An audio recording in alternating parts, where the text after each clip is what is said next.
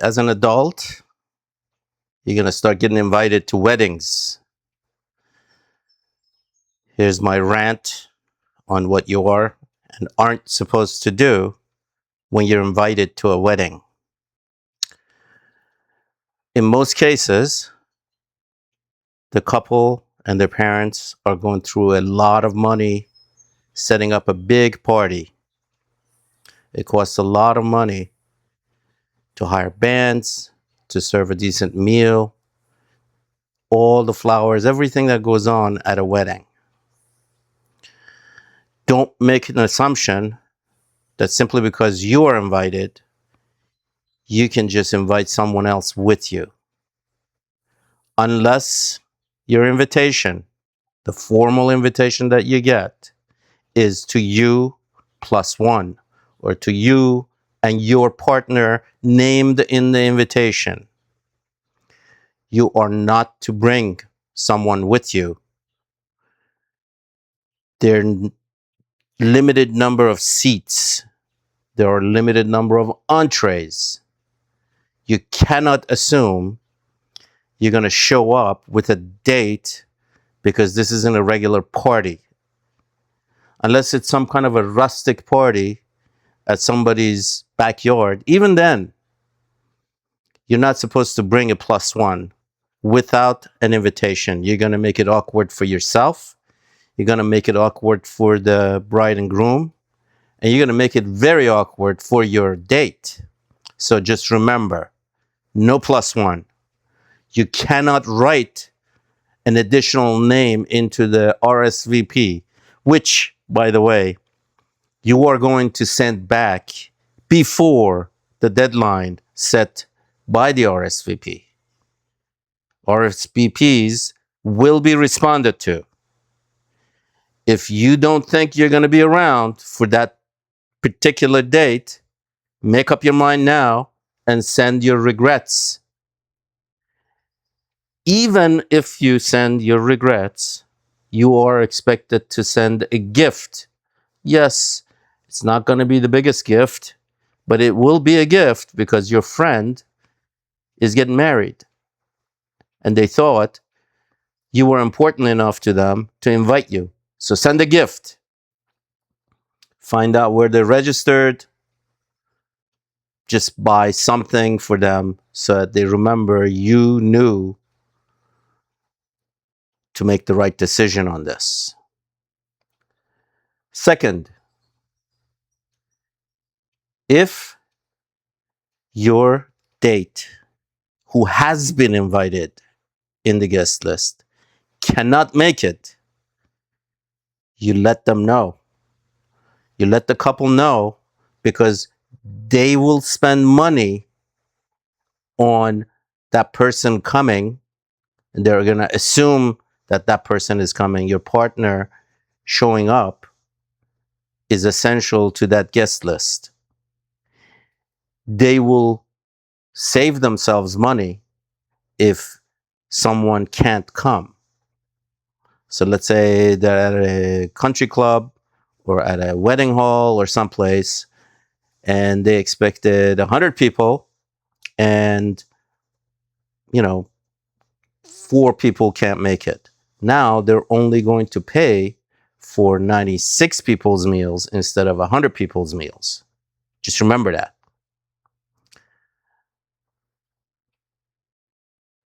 If your partner hasn't been invited, you don't make it awkward for the couple. You don't complain to other guests and friends. You don't confront your friend getting married with why you weren't invited with a guest. Don't make a big issue of it. If it is awkward for you to go to the wedding without your partner, because your partner will be offended, very nicely send your regrets. There's no obligation for you to have to go to these people's wedding. If they know you have a significant other and they didn't invite that person, it could have been a slip up. Maybe they didn't realize your relationship is very important to you. Regardless of how this happened, if you don't have permission from your partner to go to this wedding on your own, then send your regrets without making a fuss. Don't go to the office and complain because somebody from the office will be at that wedding. Don't complain to the bride and groom. Don't write down the reason why you're not going to the wedding is that you weren't invited with your partner. Nobody cares. This is their day. And the most civilized thing you can do is to just chalk it off as, you know what? I'm sorry I can't make it. I have another obligation, and send a gift. Pay attention to the dates. On the envelope, there's a name that's you and potentially other people. If in fact says you and family, that could mean you, your partner, and the kids. I don't really like children at weddings because they get in the way. But hey, maybe this is the kind of wedding where children are welcome.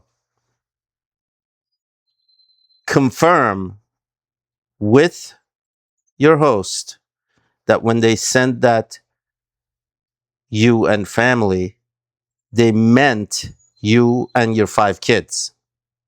Now, I'm not assuming you're going to have 5 kids at your teens, but if you happen to be watching this video and have children, double check to make sure family, you and family on the envelope means you and the entire family. If they say, well, we'd like it to be an adult wedding, okay, no problem. Find a babysitter. And you'll have a much better time not watching your kids with your partner. That's the bonus. What else do you have to think about when you get invited? What is the deadline requested for the RSVP? Put that deadline in your calendar and RSVP before the deadline. Don't be one of those guys that have to be chased down by the bride or groom to find out if you're coming.